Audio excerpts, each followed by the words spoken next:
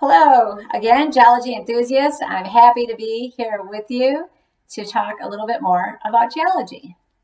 So you remember the very first day of class, we introduced this idea of relative time. And relative time is looking at ages of rocks in some type of order. We now call that superposition, or the law of superposition. So the oldest layer is on the bottom and the youngest layer is on top. And that very first day, I talked to you about my good Italian family, and I said, my dad, dear old Mr. Jovanelly, he's the oldest, followed by my mom. I have a big brother, Jim, Tim, Cindy. I have a sister, Karen, and I'm the youngest. And so by listing those from oldest to youngest, we were able to establish relationships. So we said Jim is older than Tim, Cindy is younger than Jim, Cindy is older than Karen and Tammy. So without assigning ages, we still had some idea of order. And that's exactly what Nicholas Steno did when he was digging those ditches and coming up with his laws of stratigraphy.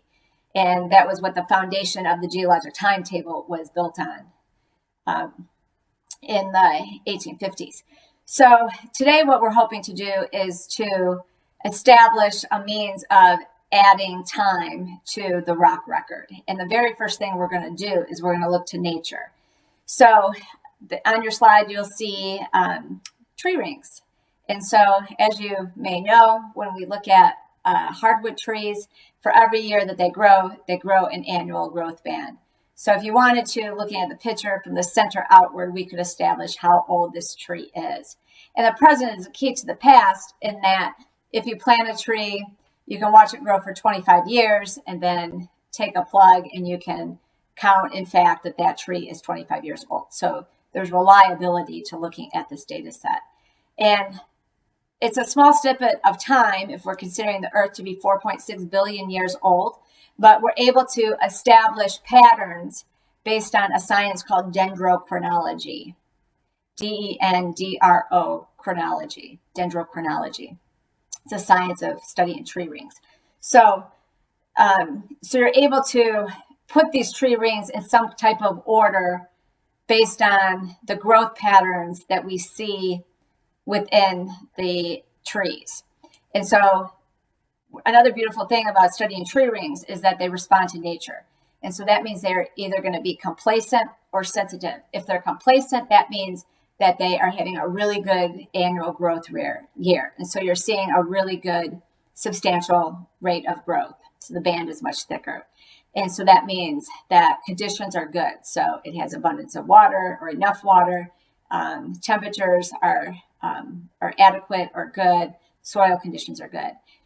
Opposite of that, you can see periods of time when the trees doesn't grow as well. And that means they're sensitive to the environment. And that can mean that there's too much rain, there's too little rain, there's a fire, or something else in nature. And you would have to look to correlate that and try to tease out what causes those responses on a yearly basis. But the point is that we can do that, and because there's differences in the rate of growth, we can look for those patterns to match up over extended periods of geologic time, going back at least about 10,000 years. When we look at other things in the natural environment, we can look for corals. And so not all corals, but some corals also grow an annual growth band. And so when we look at the coral that's on the left, the youngest years are the new years. It's going to be growing from the bottom, and it's going to get consecutively older as you go towards the top. So you can see where 1720 has been indicated. So you're just seeing a small portion of the coral in this X-ray photograph.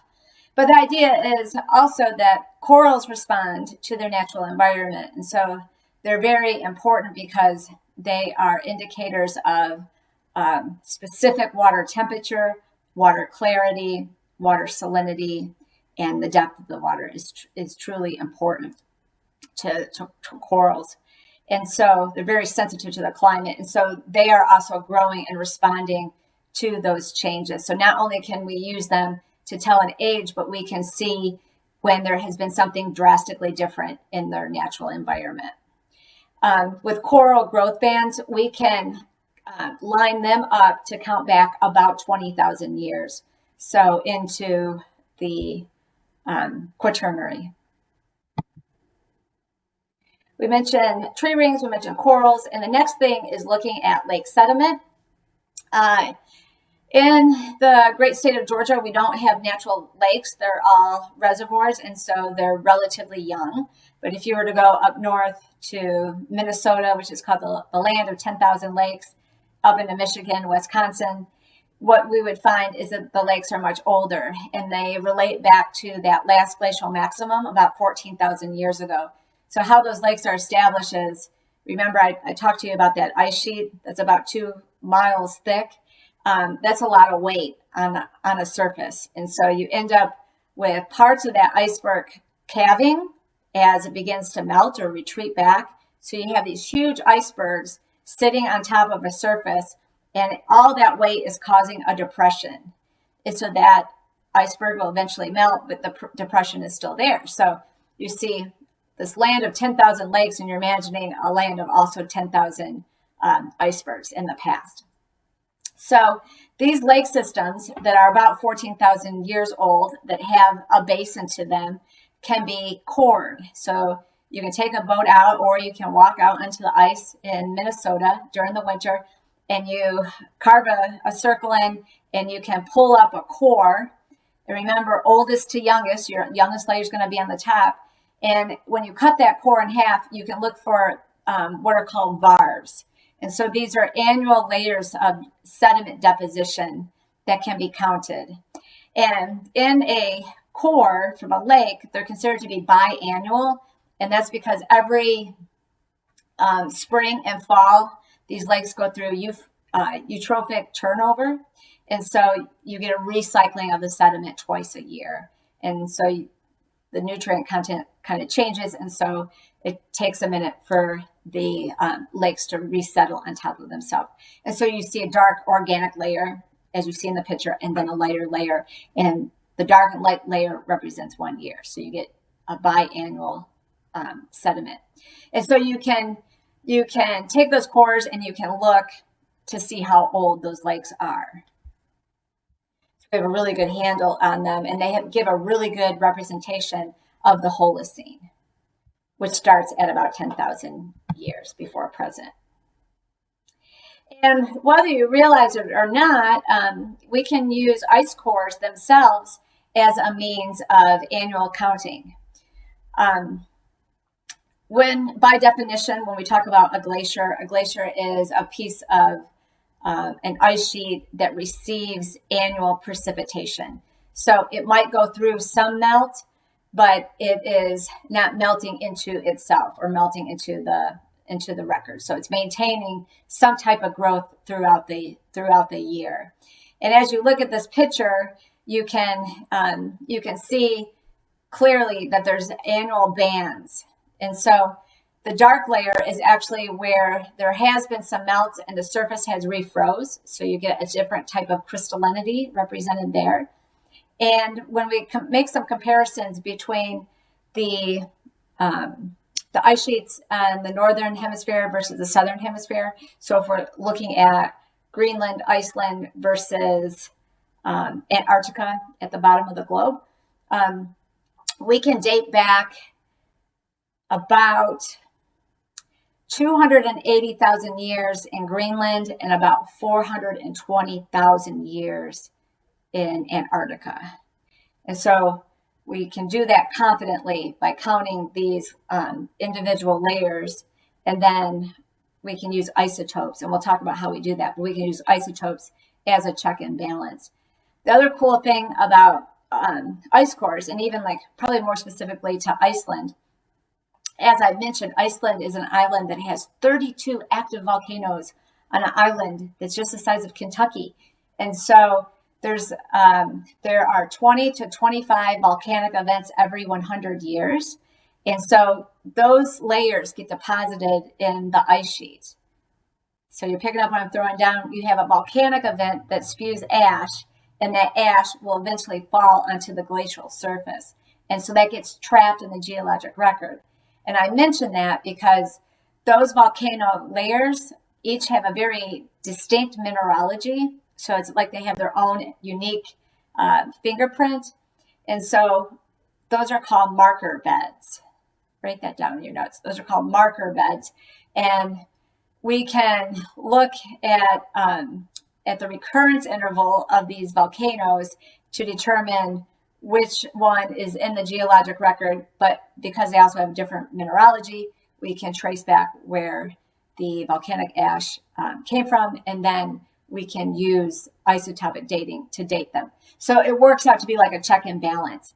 And once you study in an area for a while, you can distinctly know, like, this is the ash from Hecla 1980, because they each look and have a different appearance and feel. So ice cores help us in geologic time because we can use them to date back about 420,000 years. In Antarctica, about 280,000 years in Greenland. But still, that's just in the Quaternary, and that's a very small snippet of geologic time. But we're very confident in this. Another really cool thing with ice cores is that let's say you want to know something about climate change at 200,000 years ago. You can find yourself in that ice core record, and you can extract carbon dioxide straight from the ice core that's been trapped between these individual ice particles called firn when they solidify into ice from 200,000 years ago. So, I mean, it's amazing. So I'm going to say it again, like, you have an ice core, and you physically count oldest to youngest. So you find 200,000 years. You probably confirm that with a volcano layer that's within the sediment. You isotopically date that as a third check. And then you can extract carbon dioxide that's been trapped within the core. So if you want to know something about carbon dioxide levels and how they've fluctuated over time, the geologic record is really great at doing that to give us a better understanding even beyond human civilization or beyond the time of recording, right? And what we said about recurrence intervals is that it's limited by the number of years of data, right? Recurrence interval n+1 over the magnitude of the event. So in this case, we're able to go back confidently in the ice core record and talk about carbon dioxide levels. Okay, so moving forward, I'm going to give you a definition, and that definition is going to be what an isotope is. So I've thrown out this term a few times. Let's go ahead and define it. By definition, an isotope is atoms that have the same number of protons but different number of neutrons. And I need you to get your minds around that. An isotope is something that has the same atoms that have the same number of protons but different numbers of neutrons. And we've already worked with the periodic table a little bit because we've established that minerals are formed of elements that bond on the periodic table, right? Okay, so the periodic table then is organized by atomic number and atomic weight. So when you're zooming into that periodic table, you can find hydrogen on the left. And hydrogen has an atomic number of 1 and an atomic weight of 1. So it's the simplest of elements on the periodic table. And then as we move forward, we can find helium. And helium has an atomic number of 2 and an atomic weight of 4. And so the system is beautifully organized from right to left, and it increases in atomic number and atomic weight. And we'll come back to that when we start to talk about origin of the universe. It's going to be really important. But for our purposes here, we're trying to establish the idea of an isotope. So if we look at uranium, and uranium is down here at the bottom, uranium has an atomic number of 238 and an atomic number of 92. And so the proton the nucleus of the uranium atom has 92 protons. So the atomic number is also the number of protons in the nucleus of the atom. So there's 92 protons.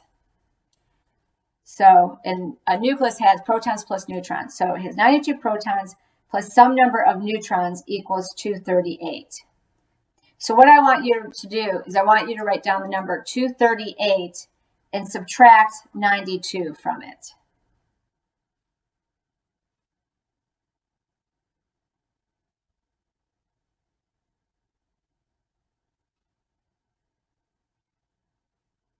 So 238 minus 92 is 146.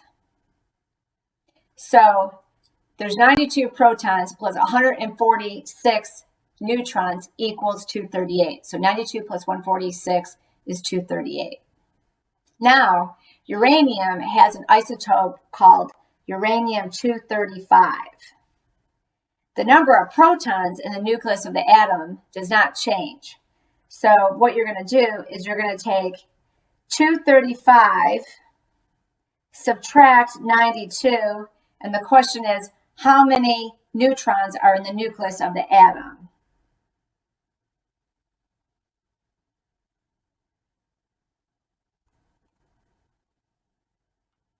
And in this case, you're going to say 143. So 92 plus 143 equals 235. So when we use atomic weight, that truly means how heavy the atom is. And we use an instrument called a mass spectrometer in order to measure that rate of decay or that rate of gain. So you have to know, and not all isotopes go through decay processes.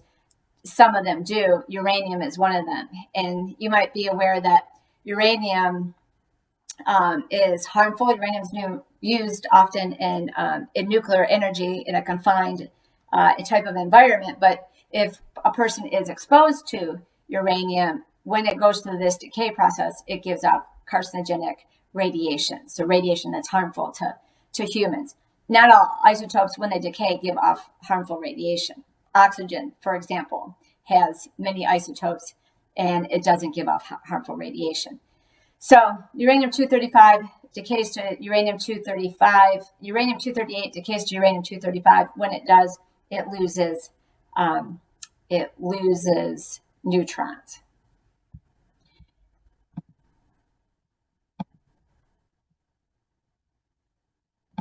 Go back to that slide. So the next thing we need to talk about in thinking about isotopic decay is a decay chart. And when we establish a decay chart, we're looking at a half-life. So the time required for 1/2 or 50% of the atoms of a radioactive isotope to decay to its products. A half-life is the time required for 1/2 or 50% of the atoms of a radioactive isotope to decay to its products. So I'm going to have you make a table. And when we talk about isotopes, we talk about the parent and the daughter product. So the parent product decays to the daughter product. So, and when we think in terms of parent decaying to the daughter product, the parent is decaying to stability.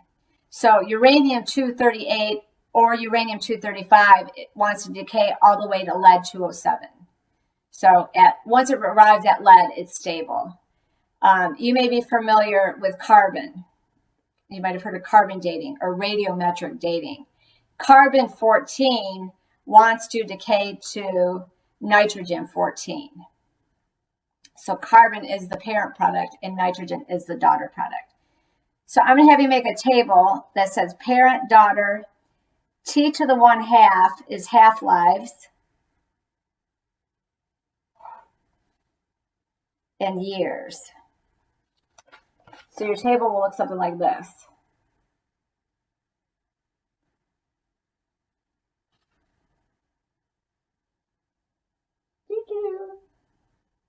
parent, daughter, half-lives, and years.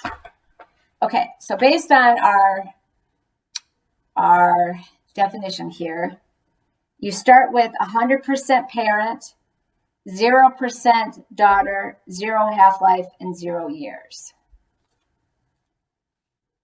After 1 half-life, there's 50% parent, 50% daughter product. So your table should look something like this.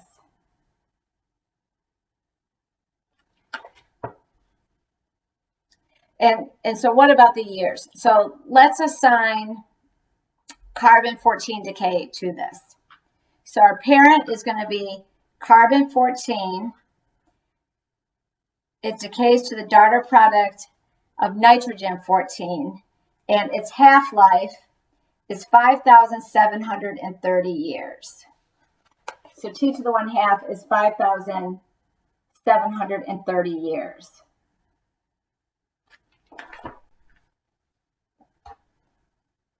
So after 1 half-life, 5,730 years have passed. Okay, moving on.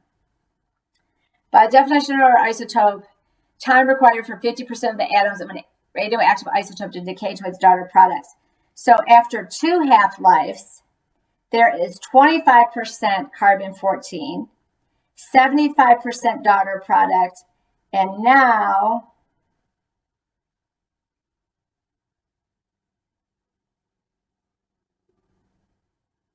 11,460 years have passed.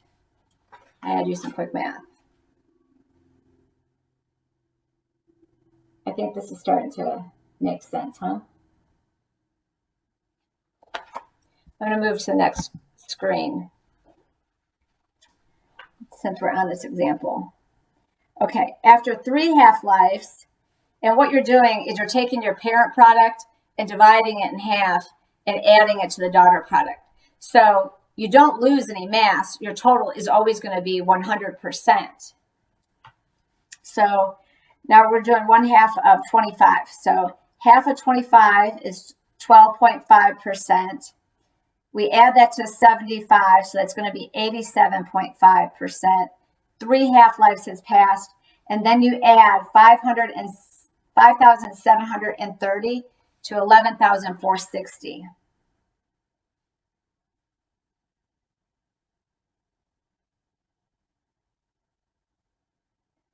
So then you get 17,190 years. So your table's looking like this. And so we can continue this all the way until carbon reaches about 100%, nitrogen reaches 0%. And when we do this, what we find out is that the maximum age of carbon-14 dating is only about 50,000 years, because you have to be able to establish this relationship. So you have to be able to sample something in the natural environment that has carbon in it and watch it decay. And so the mass spectrometer is measuring the amount of carbon in the sample and the amount of nitrogen in the sample. And so you have to be able to weigh those, and you have to be able to weigh those accurately. So the closer you get to 100% carbon and the closer you get to 0% nitrogen, your accuracy is less. So we only use carbon-14 dating to about 50,000 years. And that's because after 50,000 years, there's hardly any carbon left. So there's a limitation. But what I need you to know is that different isotopes have different half-lives. So if we're looking to date the age of the Earth, and we do that to 4.6 billion years, we're going to use an isotope that has a much longer half-life. So to date the age of the Earth, we're going to look towards uranium dating, because uranium dating has a much longer half-life. Carbon can't be used to date the age of the Earth because after 50,000 years, it completely decays. There's nothing left.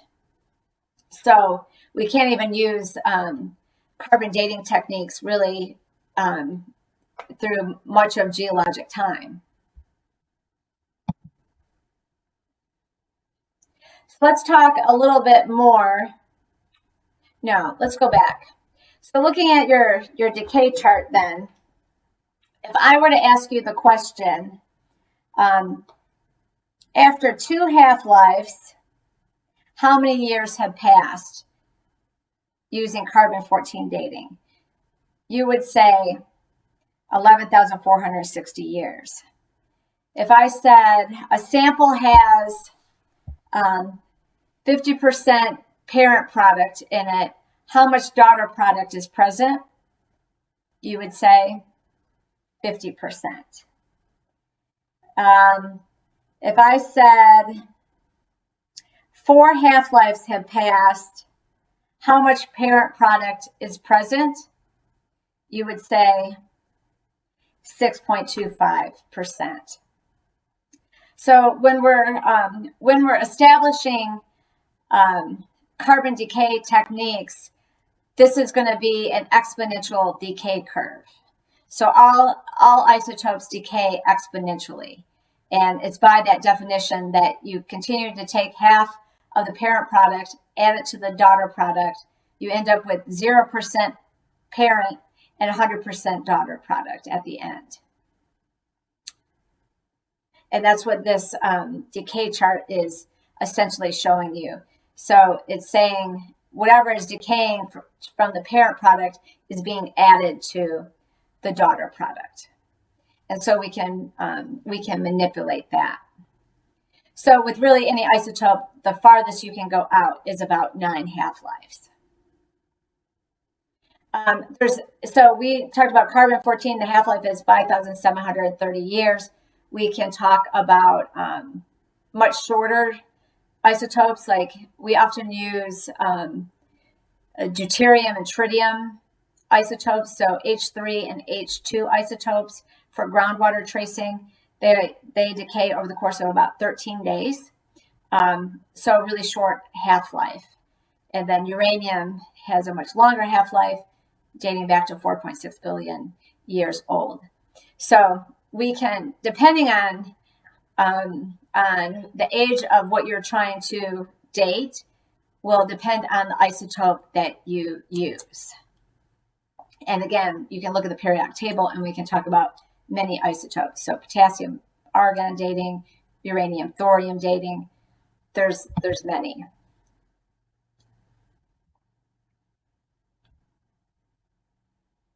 So just for now, as we're thinking in terms of carbon-14 dating, I want you to tell me what types of things can be carbon dated.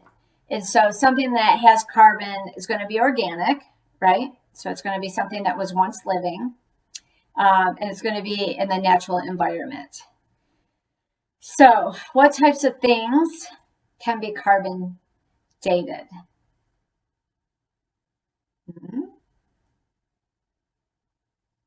Did you say bones? Yeah, that's a good one. Yeah, bones is just one of the many things. So you're imagining that you're at like a natural history museum or an art museum, and they often show you like this relic is 2,000 years old. So what might that relic be? It could be something that contains leather, something that's paper, because paper can either be made out of cotton or rice. Hair, like if they're mummies, so if they don't have any clothes, but they're mummies, or the linens can be dated as long as they're less than 50,000 years old. Bones. Oftentimes it's used to date pottery, but we're not dating the sediment in the pottery. We're dating the paint that's on the pottery, because the paint is probably made out of things like berries or plant staining. And this technique was established in 1950. And when it was established, it was a pretty destructive process where you would need like a really large sample. And now you can just have like a few like fibers to be able to carbon-14 dating it. So it was able to really revolutionize the world of not just geology, but anthropology and sociology as well, as you can understand. So again, what type of things can be carbon dated? Bones, teeth, hair, linens, textiles, leather, coal. Maybe coal is usually older than 50,000 years old, but it contains carbon. You get the idea. Wood, etc. And I want to leave you with an idea as to how carbon is originated. So when you look at the periodic table of elements, what you find is carbon 12. When we say C12, that refers to the atomic weight, right? So if you look at the periodic table, it has an atomic number of 6 and an atomic weight of 12. So the elements on the periodic table that are represented, those isotopes, are most common on the Earth's surface at 1 atmospheric pressure. Okay, so we can talk about carbon-14, which is an isotope of carbon-12. Carbon-14 originates in the atmosphere, and how this works is there's nitrogen-14. Nitrogen-14 gets cosmogenically bombarded with electrons and switches it to carbon-12. It's a big physics thing if you want to look into it. Gets switched to carbon-14 rather. So carbon-14 is in the atmosphere. When we think about the atmosphere, we're thinking about carbon dioxide, so CO2. So the carbon in carbon dioxide that's in the atmosphere is carbon-14. So it's carbon-14 that's in the atmosphere. So then what happens? You have trees, and trees go through photosynthesis. And so the process of photosynthesis is taking in carbon dioxide, taking in water, using some energy, and respiring oxygen, right? And so they're ingesting carbon dioxide into their systems. And so the carbon that is being taken on during their lifetime is going to be carbon-14. And then the bunny comes along and the bunny eats the plants. And so now the bunny is ingesting carbon-14 into its system for its entire life. And then you either eat the bunny or you eat the plant. Either way, you're ingesting carbon-14 throughout your entire life. So you're absorbing it as you're living. And then once you die, or the bunny dies, or you eat the plant and the plant dies, that's when the decay process starts. So you're taking carbon-14, you're at 100% parent product within your body. You die, and that's when the decay chart starts. So it starts instantly upon death. And it's consistent.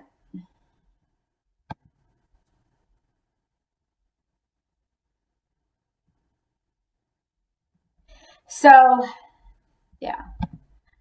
So I think I'm going to pause here. You've been a wonderful audience.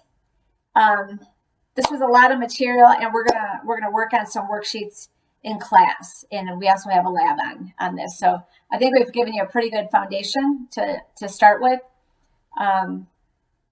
Yeah, I think this is it. Have a good day.